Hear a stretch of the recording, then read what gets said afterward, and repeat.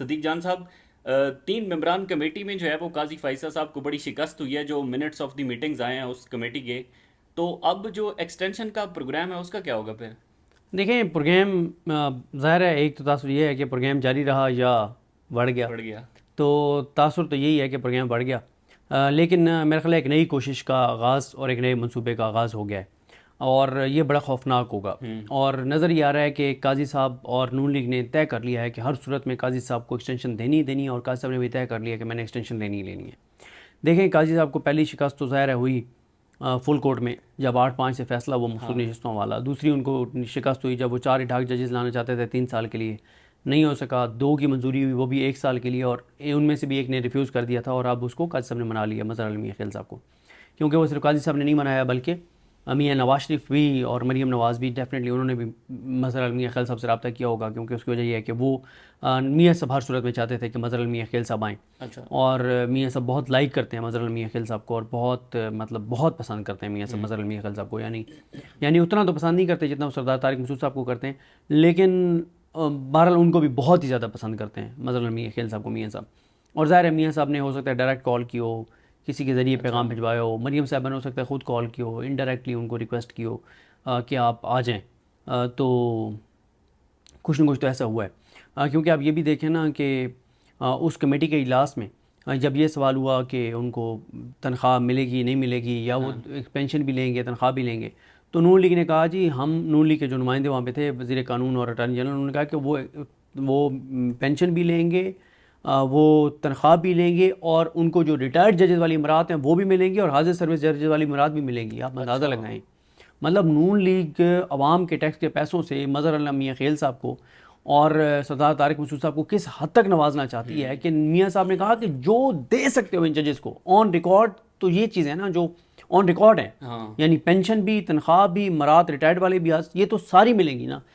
उसके अलावा पता नहीं क्या कुछ होगा, अब ये अल्लाह की ज़ात बेहतर जानती है। अच्छा, पहले काजी साहब को फुल कोर्ट में शिकस्त हुई, फिर इठाक जजीज़ वाले मामले में शिकस्त हुई, अब हाँ। कमेटी में शिकस्त हो गई। बज़ाहिर तो ये लगता है कि काजी साहब की गेम ख़त्म है। गेम खत्म है अब। लेकिन 3 चीज़ें ऐसी हैं। एक, हमारे दोस्त हैं सुहेल रशीद साहब, उन्होंने सबसे पहले ही अपने वीलॉग में बात की और उन्होंने कहा कि नून लीग की जो हुकूमत है वो प्रैक्टिस एंड प्रोसीजर में अब एक तरमीम कर सकती है, और ये जो जजेस की कमेटी है इसको ख़त्म कर सकती है। क्योंकि अच्छा। ये सादा कानून साजी है ना, ये तो बंदयाल साहब को कमज़ोर करने के लिए ये कानून लाया गया था, और गड़ा खोदा गया था, जिस गड़े में काजी फाइज़ साहब खुद गिर गए और नून लीग खुद गिर गई। सुहेल रशीद साहब ने पहले ही बात की, उन्होंने कहा प्रैक्टिस एंड प्रोसीजर की ये शेख ख़त्म कर सकती है नून लीग की हाँ। हुकूमत, और उसमें दोबारा सारा इख्तियार चीफ जस्टिस पाकिस्तान काजी फाइज ईसा साहब को दिया जा सकता है।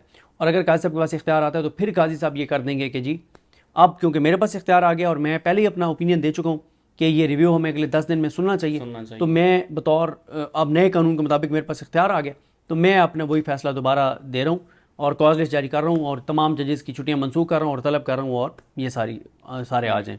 तो ये एक बहुत बड़ा तमाशा जो है वो खुल जाएगा, शुरू हो जाएगा, बहुत बड़ा तमाशा। और ये बड़ा ख़तरनाक प्लान है इस वक्त नून लीग और काजी मतलब फाइज। पहले तो वो प्रैक्टिस एंड प्रोसीजर एक्ट में वो लेके इसीलिए आए कि भाई सारे जो इख्तियारात हैं वो चीफ जस्टिस के पास नहीं होने चाहिए। हाँ जी। वो तो फिर यही है ना कि मर्जी के मुताबिक जो चाहें ये कानून साजी करते जाएं। उस हाँ, वो तो यही हो रहा है। ये जो आए हैं ये मुल्क के लिए थोड़ी आए हैं, इनको इक़्तिदार में मुल्क के लिए थोड़ी लाया गया। इनको तो इक़्तिदार में लाया गया है, करप्शन लूट मार इनका ज़ाती मामला था, और डिलीवर इन्होंने करना था इमरान खान के ख़िलाफ़ और पाकिस्तान के ख़िलाफ़, तो ये तो इसलिए लाए गए। तो अब इसमें यह है, एक तो ये चीज़ चल रही है। फिर उन्होंने मोहम्मद इशफाक साहब ने ट्वीट किया, वो ये कहते हैं कि 2 और जजेस इसमें डाल रहे हैं, लेकिन मैं ख्याल 2 और जजेस डालें तब भी अक्सरियत का सबको हासिल नहीं होगी, क्योंकि उसमें उस याही अफरीदी साहब और अमीनुद्दीन खान साहब आएंगे। तो अच्छा। अमीनुद्दीन खान साहब काजी साहब के साथ जाएंगे, याही अफरीदी साहब काजी साहब के साथ हर मामले में नहीं जाएंगे। वो हम्म। 50-50 है, कोई पता नहीं है। पता चले कि उन्होंने बिल्कुल अलग व्यू लिया है, अच्छा। ठीक है, लेकिन उसमें भी मसला ये होगा कि उन्होंने अलग व्यू ली है काजी साहब, और दो अमीनुद्दीन दो खान साहब वो ने एक हैं। व्यू। हाँ, तो ये एक अजीब सी ये कन्फ्यूजन रहेगी। कन्फ्यूजन रहेगी, पता नहीं फिर क्या होगा, फिर पता नहीं, फिर उसके बाद एक और जज के पास जाएगा, अजीब से एक तमाशा लग जाएगा। ये तो तरमीम है, इस तरमीम के जरिए ऐसा हो सकता है कि 2 जजेस और लाए जाएं जी इसमें। जी जी जी, अच्छा। प्रैक्टिस एंड प्रोसीजर में कानून में तरमीम करनी है, आइन में तरमीम थोड़ी करनी है। अच्छा। और जब मुनीब अख्तर साहब वगैरह का तो व्यू ही ये था कि ये आप कानून साजी के जरिए कर ही नहीं सकता, वही तमाशा होगा ना।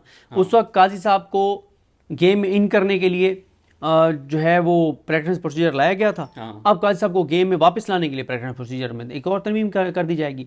और एक तो ये बात चल रही है। दूसरी बात ये चल रही है कि वो जो काजी साहब 63A वाला मामला लगाना चाहते थे, उसमें यह है कि सितंबर में काजी साहब उसको लगाएंगे, हम्म। और सितंबर में लगा के और सुप्रीम कोर्ट का वो फैसला ख़त्म कर दिया जाएगा जो था लोटाक्रेसी के ख़िलाफ़, कि जो लोटा बन के वोट देगा अपनी पार्टी की 4 जगहों पे आइनी तरमीम में, वज़ीर आज़म के इंतखाब में, अदम एतमाद में और बजट में, तो वो ना वोट काउंट होगा ना वो, और वो डी-सीट भी हो जाएगा। तो वो फ़ैसला कलअदम हो जाएगा और ये इख्तियार दे दिया जाएगा कि आप लोटा बन सकते हैं, आप वोट डाल सकते हैं, वोट अब काउंट होगा लेकिन आप डी-सीट हो जाएंगे। तो ये है दूसरा प्लान। ये जो उन्होंने मिनट्स ऑफ द मीटिंग्स में लिखा भी है काजी साहब ने जी जी जी जी जी जी जी। तो ये ज़्यादा संजीदा है कि ये लगाएं सिरे से टे वाला, और इसमें वो सुप्रीम कोर्ट का फैसला कलअदम करें जो मुनीब अख्तर साहब ने लिखा था, जिसमें मुनीब अख्तर साहब थे, एजाजुल एहसन साहब थे, बंदियाल साहब थे, इन 3 का फैसला था।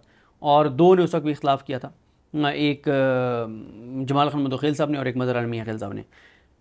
तीसरा जो प्लान है वो ये है कि काजी साहब ने एक फ़ैसला देना है रिकाउंट वाला। वो काजी साहब ऐसा फ़ैसला दे रिकाउंट वाला कि इलेक्शन कमीशन को ऐसा इख्तियार दे दें कि वो रिकाउंट धड़ धड़ अलाउ करते जाएं। और रिकाउंट में जब रिकाउंट होगा तो वो डबल स्टैंप लगा के और 15-20 हज़ार पीटीआई के वोट ज़ाया, और कम अज़ कम 10 से 15 सीटें जो है वो रिकाउंट के नाम पे ले ली जाए, बिल्कुल पीटीआई से लेके और नून लीग को दे दी जाए। तो ये भी एक प्लान है। देखें इस वक्त जो कहीं पे मीटिंग हुई है वहाँ पे मुख्तलिफ ऑप्शंस डिस्कस हुए हैं, लेकिन एक बात तो वहाँ तय हुई है कि ऐसा नहीं है कि काजी साहब की एक्सटेंशन का मामला ख़त्म हो गया, ऐसा नहीं है।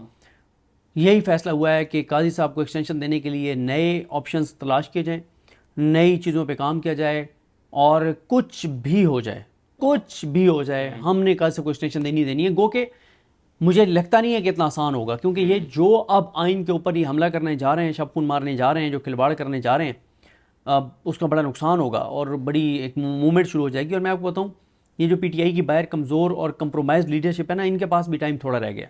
अच्छा, इनके पास भी थोड़ा टाइम रह गया, और इनके पास टाइम थोड़ा इसलिए रह गया कि आप देखेंगे कि इमरान खान अब जल्द जो है वो ऐसी कॉल दे देंगे और इमरान खान ऐसी बात कर देंगे जिसके बाद इनके पास ये जो बाहर कमज़ोर करप्ट तो नहीं, कमज़ोर और कंप्रोमाइज़ जो लीडरशिप है ना, इनके पास ऑप्शंस नहीं रह जाएंगे और इमरान खान खुद चीज़ों को इनको कह देंगे कि आप ये चीज़ें करें। तो मेरा ये ख्याल है कि ये प्लान पे अभी दोबारा शुरू हो गया है कासिफ को एक्सटेंशन देने मतलब किसी भी हद तक जाने का फैसला किया एक्सटेंशन के लिए, बिल्कुल बज़ाहिर है।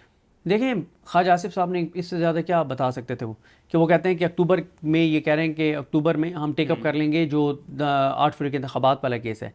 उसका क्या मतलब है कि धांधली वाला केस टेकअप करने का मतलब ये है कि ये इलेक्शन कलअदम होंगे, या कोई कमीशन बनेगा, या और कुछ भी ना हो। देखें वैसे तो सितंबर अक्टूबर में अगर ये ट्रिब्यूनल काम शुरू कर देते हैं लाहौर हाई कोर्ट वाले, तो सितंबर अक्टूबर में वैसे ही हुकूमत गिर जाएगी, क्योंकि सितंबर में फैसले आना शुरू हो जाएंगे अक्टूबर में। तो जैसे ही कोई 10-15 सीटें गिरेंगी तो वैसे ही सारा कुछ लपेट दिया जाएगा। और वैसे तो मैं समझता हूँ कि दिल्ली दूर अभी तो अक्टूबर बहुत बाद में पड़ा हुआ है, सितंबर बहुत आ गया है। मेरा तो ख्याल है कि अगस्त इतना खौफनाक और ख़तरनाक होगा और ऐसी ऐसी चीज़ें और ऐसे ऐसे केसेस और मामलात हैं उसमें कि वैसे ही जो है वो मेरा ख्याल है उसमें बड़ी डेवलपमेंट हो जाएगी। पता नहीं सितंबर में हालात क्या होंगे, अक्टूबर में क्या हालात होंगे। उससे पहले लाहौर वाले ट्रिब्यूनल से पहले इस्लामाबाद के जो ट्रिब्यूनल है वो भी अपना फैसला दे सकता है।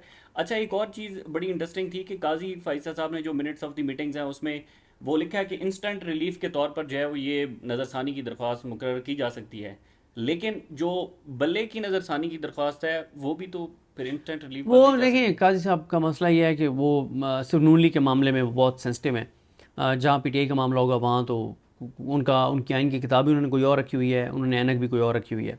वरना 13 जनवरी के फैसले पे रिव्यू आया था और आज तक उन्होंने नहीं लगाया।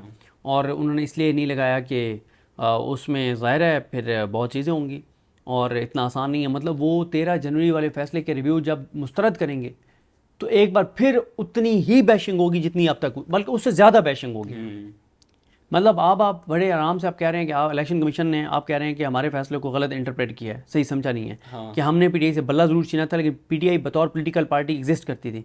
इलेक्शन कमीशन आपके मुंह पे तमाशा मार रहा है अपनी प्रेस रिलीज में, वो कह रहा है कि हमने काजी फाइसा का फैसला बिल्कुल ठीक समझा था। और काजी फाइसा के फैसले के मुताबिक यह है कि जब बल्ला ले लिया पीटीआई से तो पीटीआई बतौर जमात भी एग्जिस्ट नहीं करती थी, बतौर पॉलिटिकल पार्टी। तो अब इलेक्शन कमीशन जैसा इदारा भी, वो काजी साहब ने उसको इतना बेलगाम कर दिया कि वोट के और सुप्रीम कोर्ट के मुंह पे तमाचे मारे। सुप्रीम कोर्ट तो नहीं, काजी साहब फाइसा के मुंह पे तमाचे मारे और कह रहा है कि हमने तुम्हारा फैसला ठीक समझा था, हमने कोई गलत तशरीह नहीं की। और ये किसने कहा कि सुप्रीम कोर्ट ने गलत तशरीह की? ये काजी फाइसा साहब ने और जमाल खान मुदखिल साहब ने, इन 2 जज ने। और इलेक्शन कमीशन उनको सीधा कह रहे हैं। वैसे तो उन 8 जजेस ने भी यही कहा है, नवे उन्होंने भी यही कहा है, याही अफरीदी साहब ने, एक तरह से 11 जजेस ने कहा है। लेकिन आप ये कहिए कि मेन तो काजी साहब ने कहा ना कि मेरे फैसले को गलत इंटरप्रेट किया उन्होंने, लेकिन आप उसी काजी फैसल साहब को वो कह रहे हैं कि हमने इंटरप्रेट ठीक किया था। तो चीज़ें जो है ना, वो मैंने आपको बताया ना कि चीज़ें हर आने वाले दिन के साथ अनसर्टेनिटी में इजाफा होगा, चीज़ें कंट्रोल में इस हुकूमत की और इस निज़ाम की नहीं आएंगी। ठीक है, बहुत बहुत शुक्रिया। सदीक जान साहब हमारे साथ मौजूद थे। मज़ीद जो भी तफसीलात होंगी आपके साथ शेयर करते रहेंगे। इजाज़त दीजिए, अल्लाह हाफ़िज़।